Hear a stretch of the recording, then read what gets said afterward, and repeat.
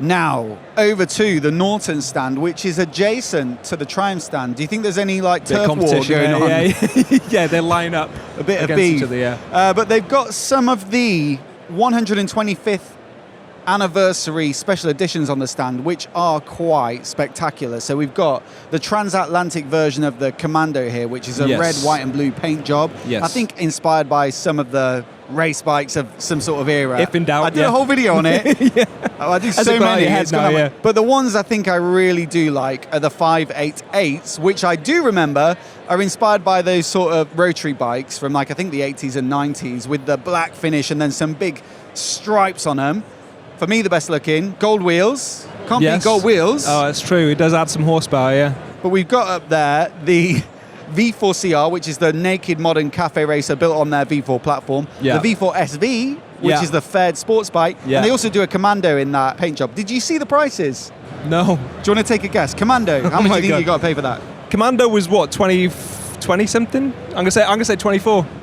Oh, you'll be pleasantly surprised. £18,999. Bargain. Bargain. V4CR, the naked. All right, that's upwards of 25. Yeah, maybe 30. £30,000, he says.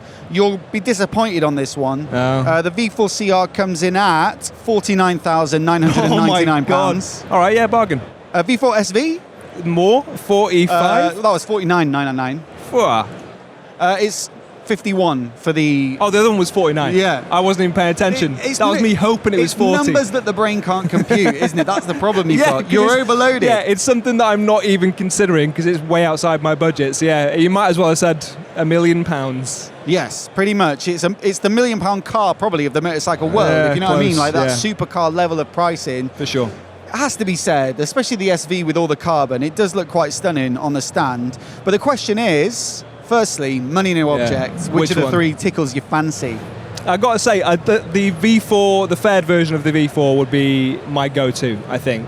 I'm kind of in that vibe now. I like that look. I think it's making a resurgence. I think it's the V4CR that does it for me. But what would be nice about that is we could go out riding together and we wouldn't feel embarrassed that we're on the same bike. It's not like we're wearing the same outfit. Exactly. On the flip side, money is an object. This sounds a bit dramatic. They got you at gunpoint.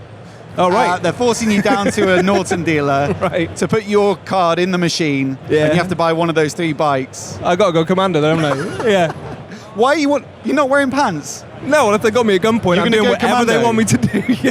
Oh. If they've said pants off, we're going down to Norton, then I guess I'm going down to Norton. This podcast taking a turn. Yeah, I think you're right. $18,999 is a little bit more than a standard Commando, and it is a very nice paint job. True. 50 grand on a bike, man. Who's paying that sort of money? You know?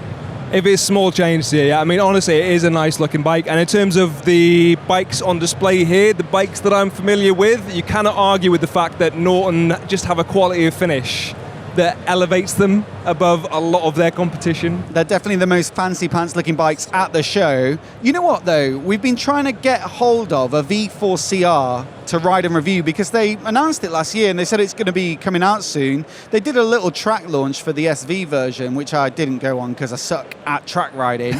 But when they were doing the CR, I was like, yes, get on one. It's one of those bikes that just like bucket list to ride for me. It just looks so unusual and fantastic. Yeah. Then they offered me the opportunity to ride it up the hill at Goodwood Festival of Speed, but I would only get one run. And it's a long way to go, and a whole day out, just to ride for, it's really a couple of minutes up the hill. I did it with Triumph the other year. Yeah. So I was like, you know what, guys? Great opportunity. I'm going to hold off until I can get one for like a week or two. Yeah.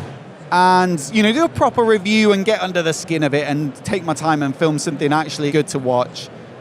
And then... still not happened yet. So you wish you had taken Goodwood? What it is, I think they're not ready for the road yet.